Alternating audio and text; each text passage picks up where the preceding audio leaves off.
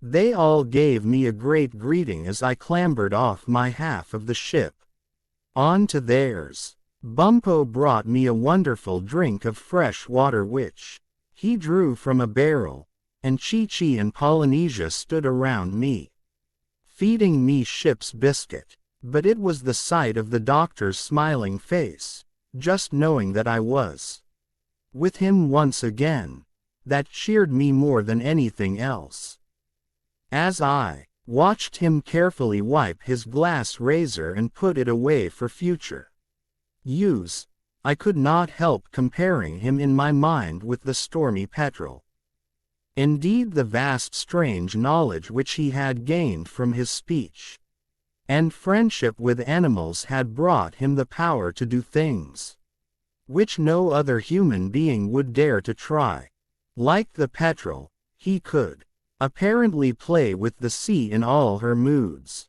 It was no wonder that many of the ignorant savage peoples among whom he passed in his voyages made statues of him, showing him as half a fish, half a bird, and half a man. And ridiculous though it was, I could quite understand what Miranda meant when she said she firmly believed that he could never die.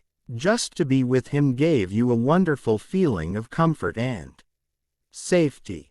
Except for his appearance, his clothes were crumpled and damp and his battered high hat was stained with salt water. That storm which had so terrified me had disturbed him no more than getting stuck on the mud bank in Puddleby River. Politely thanking Miranda for getting me so quickly, he asked her if she would now go ahead of us and show us the way to Spidermonkey Island. Next, he gave orders to the porpoises to leave my old piece of the ship and push the bigger half wherever the bird of paradise should lead us. How much he had lost in the wreck besides his razor I did not know. Everything, most likely, together with all the money he had saved up to buy the ship with. And still he was smiling as though he wanted for nothing in the world. The only things he had saved, as far as I could see, beyond the barrel of water and bag of biscuit, were his precious notebooks. These, I saw when he stood up, he had strapped around his waist with yards and yards of twine. He was, as old Matthew Mugg used to say, a great man. He was unbelievable. And now for 3 days we continued our journey slowly but steadily southward. The only inconvenience we suffered from was the cold. This seemed to increase as we went forward. The doctor said that the island, disturbed from its usual paths by the great gale, had evidently drifted further south than it had ever been before. On the third night poor Miranda came back to us nearly frozen. She told the doctor that in the morning we would find the island quite close to us, though we couldn't see it now as it was a misty dark night. She said that she must hurry back at once to a warmer climate, and that she would visit the doctor in Puddleby next August as usual. Don't forget, Miranda, said John Dolittle, if you should hear anything of what happened to Long Arrow, to get word to me. The bird of paradise assured him she would, and after the doctor had thanked her again and again for all that she had done for us, she wished us good luck and disappeared into the night. We were all awake early in the morning, long before it was light, waiting for our first glimpse of the country we had come so far to see.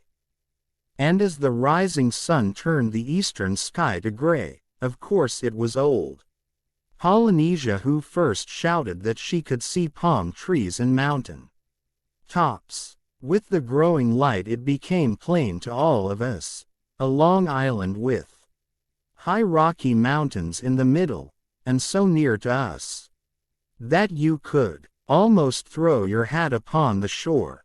The porpoises gave us one last push and our strange-looking craft bumped gently on a low beach. Then, thanking our lucky stars for a chance to stretch our cramped legs, we all bundled off onto the land. The first land, even though it was floating land, that we had trodden for 6 weeks. What a thrill I felt as I realized that Spidermonkey Island, the little spot in the atlas which my pencil had touched, lay at last beneath my feet. When the light increased still further, we noticed that the palms and grasses of the island seemed withered and almost dead. The doctor said that it must be on account of the cold that the island was now suffering from in its new climate.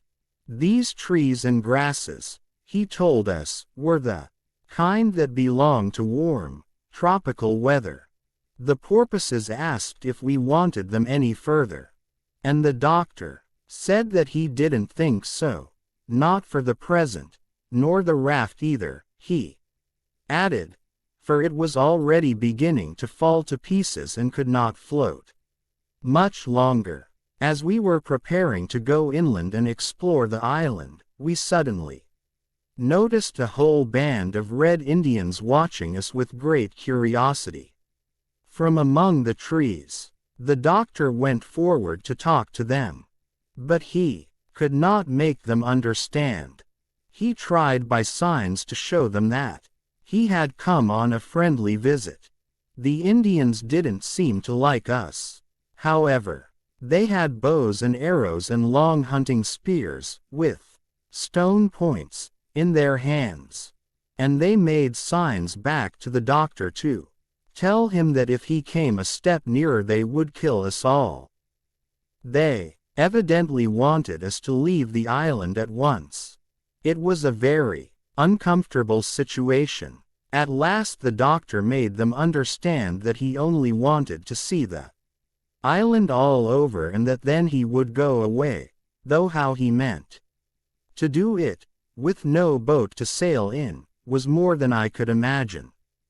While they were talking among themselves, another Indian arrived, apparently with a message that they were wanted in some other part of the island, because presently, shaking their spears threateningly at us, they went off with the newcomer.